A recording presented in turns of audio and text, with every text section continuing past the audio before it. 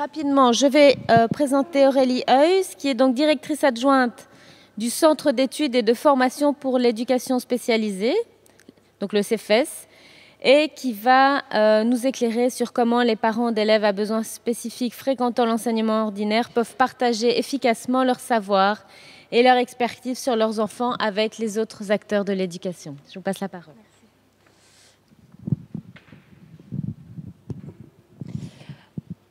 Bonjour à tous, je profite du petit temps là pour remercier de m'avoir invitée. Donc effectivement, je viens du CEFES, je suis neuropsychologue de formation et je travaille au CEFES depuis un petit peu plus de 2 ans et demi, presque 3 ans. Je vais vite vous placer le cadre de mon travail parce que ça éclaire quand même une grande partie de ce que je vais vous dire. Donc je travaille principalement avec des parents qui ont fait le choix d'un enseignement ordinaire pour leur enfant à besoins spécifiques, donc où il n'y a pas de double inscription, pas d'intégration. Il y en a de temps en temps l'un ou l'autre qui fait appel à nous, mais en général c'est plutôt des écoles ordinaires. Donc je vais essayer de vous éclairer sur ce qu'on m'a demandé de vous éclairer. J'espère que je vais y arriver. Alors, on a pas mal parlé de partenariat d'ailleurs ce matin. Ce mot est revenu plusieurs fois. C'est intéressant, de nouveau, on ne s'est pas concerté, donc c'est bien. Moi, je peux rebondir là-dessus en essayant de vous définir. C'est quoi ce partenariat? Parce que ce mot est lancé à tout bout de champ.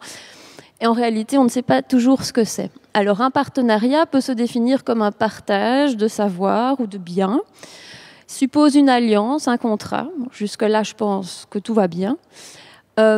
C'est un renforcement mutuel, donc on va chacun se renforcer dans nos compétences, dans nos savoirs pour atteindre un objectif qui est censé être commun, qui est censé être le même. Ce qui est important, par rapport peut-être plus à ce qu'on va appeler une collaboration, c'est que l'action va être négociée et qui n'est pas commanditée par un parti ou une personne supplémentaire. On parle beaucoup de négociation dans le travail que nous on fait.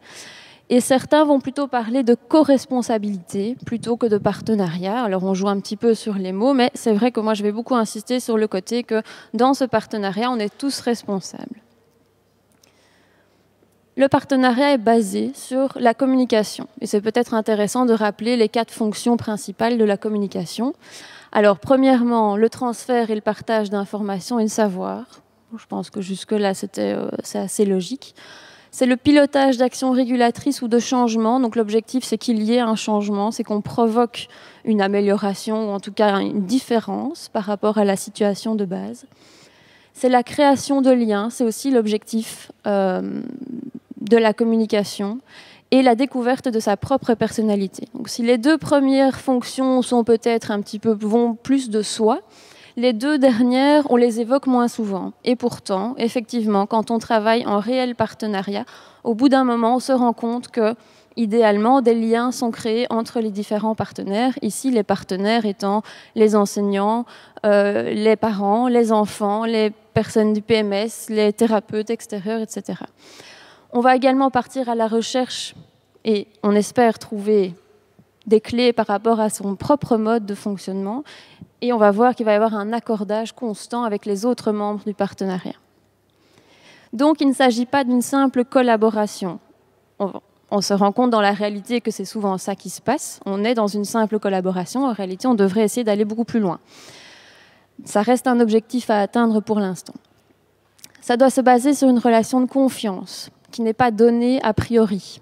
Donc, c'est un processus qui va se construire. Je pense que c'était la directrice du PMS ce matin qui parlait de cette notion de temps.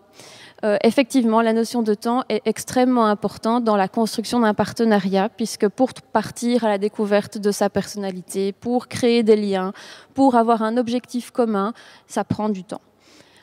C'est donc une notion essentielle et utile, parce que c'est grâce à ça que va émerger la volonté de négocier des choses, de mettre en place, d'arriver à des représentations vers un but commun.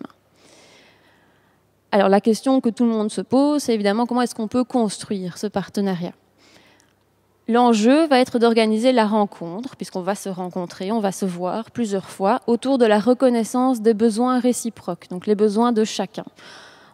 On a tous des besoins, alors les parents, de manière générale, vont avoir le besoin d'être reconnus dans leur rôle de parents, dans leurs compétences, dans tout ce qu'ils ont déjà vécu depuis l'annonce du handicap jusqu'à maintenant, dans leur nécessité d'être utiles.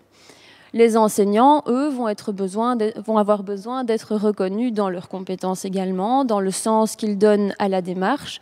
Alors, quand on travaille dans l'enseignement ordinaire, ils ont besoin d'être reconnus dans leurs limites, c'est-à-dire que moi, ce que j'entends le plus souvent des enseignants de l'ordinaire face à un enfant en situation de handicap, c'est « mais je ne sais pas, je n'ai pas été formée, je ne sais pas comment je dois faire » et on a besoin de l'entendre et ensuite de dépasser ça pour trouver les moyens.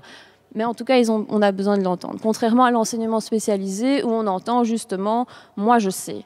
Vous, parents, ne savez pas, moi je sais. Ici, il y a vraiment une différence à ce niveau-là.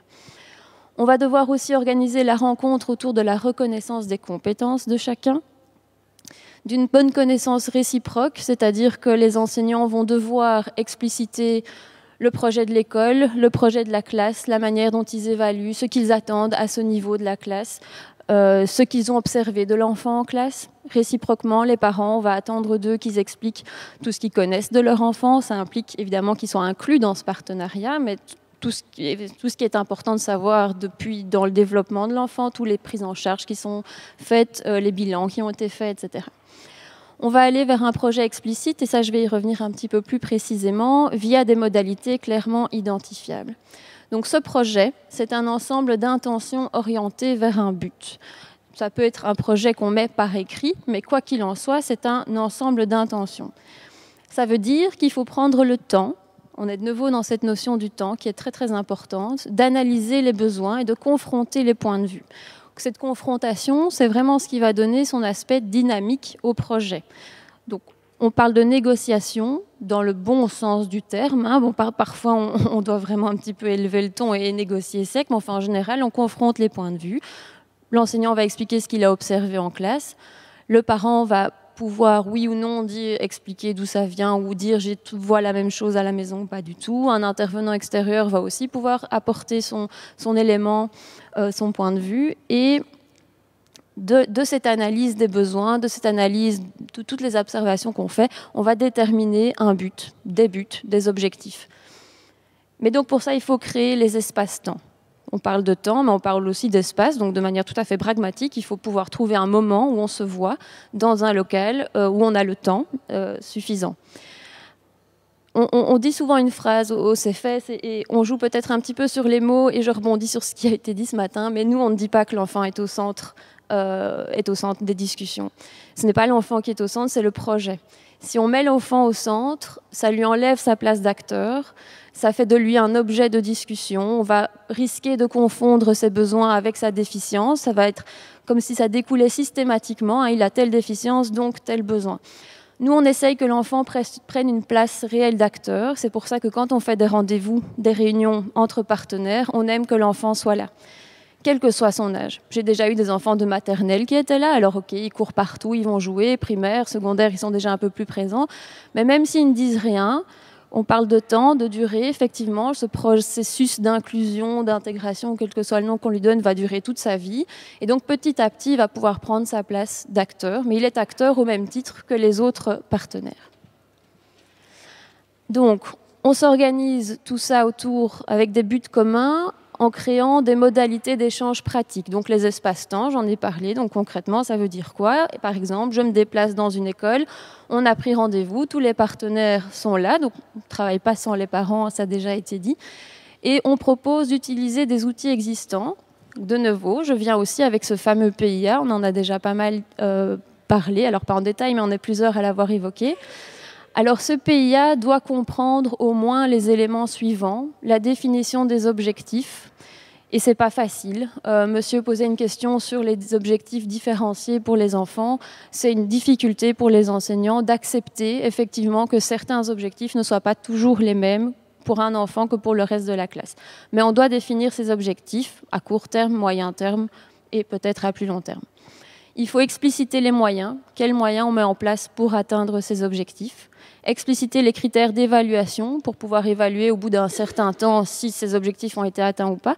Donc ça veut dire que l'espace-temps va revenir. De nouveau, cette question va revenir puisqu'on va devoir se revoir pour réévaluer la situation.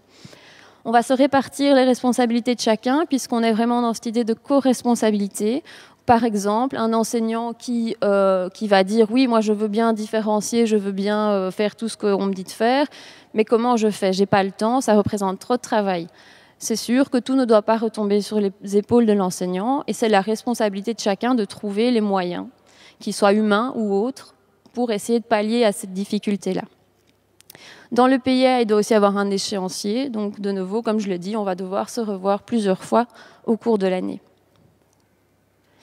Alors, quelles sont les difficultés qui contraignent, qui empêchent parfois ce partenariat ou qui le rendent difficile? Alors, ce que moi j'entends, c'est mon expérience, vous en avez peut-être d'autres, mais c'est de ce discours de « je ne suis pas formée, je n'ai pas les moyens de faire ça ». Encore un petit peu plus difficile, c'est « je n'ai pas choisi l'enseignement spécialisé, moi j'ai choisi l'ordinaire, c'est pas pour commencer à différencier ». Donc, ce genre de discours-là. J'ai d'autres enseignants qui vont me dire « ok ». Mais du moment que ça n'implique pas de travail supplémentaire pour moi. Donc donnez-moi les moyens et je le fais. Donc ils attendent que ce soit une opération blanche pour eux, ce qui ne l'est pas évidemment. Et puis on peut avoir l'autre extrême, des écoles qui accueillent à bras ouverts, mais un petit peu trop, en disant, c'est plus rare, mais en disant merci du cadeau, que c'est vous qui nous faites un cadeau en amenant votre enfant chez nous. Ça peut être très bien, mais parfois c'est un petit peu un symptôme de ne pas se rendre compte de ce que ça va engendrer comme travail. Chez les parents, il peut aussi y avoir des contraintes. Les parents doivent être amenés à travailler avec des enseignants. Or, ils ont parfois une souffrance telle, liée au handicap, et une peur telle que leur enfant soit orienté vers le spécialisé, qu'ils ont une attitude de méfiance, de fuite, et donc la communication avec les enseignants devient difficile. Parfois, ils ont une envie de scolarisation dans l'ordinaire, vraiment par principe, alors que le projet n'a pas toujours beaucoup de sens, ni pour l'enfant, ni pour les autres. C'est parfois difficile de remettre ça en question. Voilà, ça, ce sont un petit peu les difficultés que moi, je rencontre, en tout cas. On peut se poser la question de la nécessité d'un tiers dans ce processus. Alors forcément, moi, je l'aborde puisque c'est mon métier.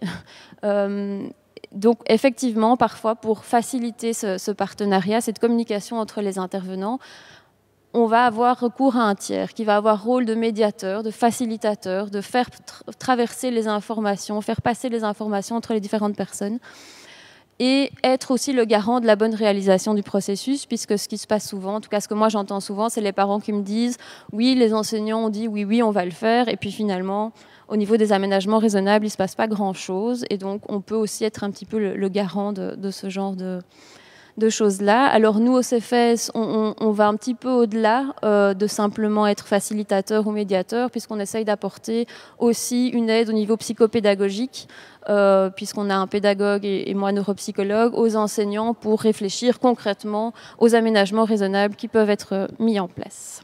Je ne sais pas du tout où j'en suis au niveau timing, mais j'ai fini. Voilà, ça tombe bien.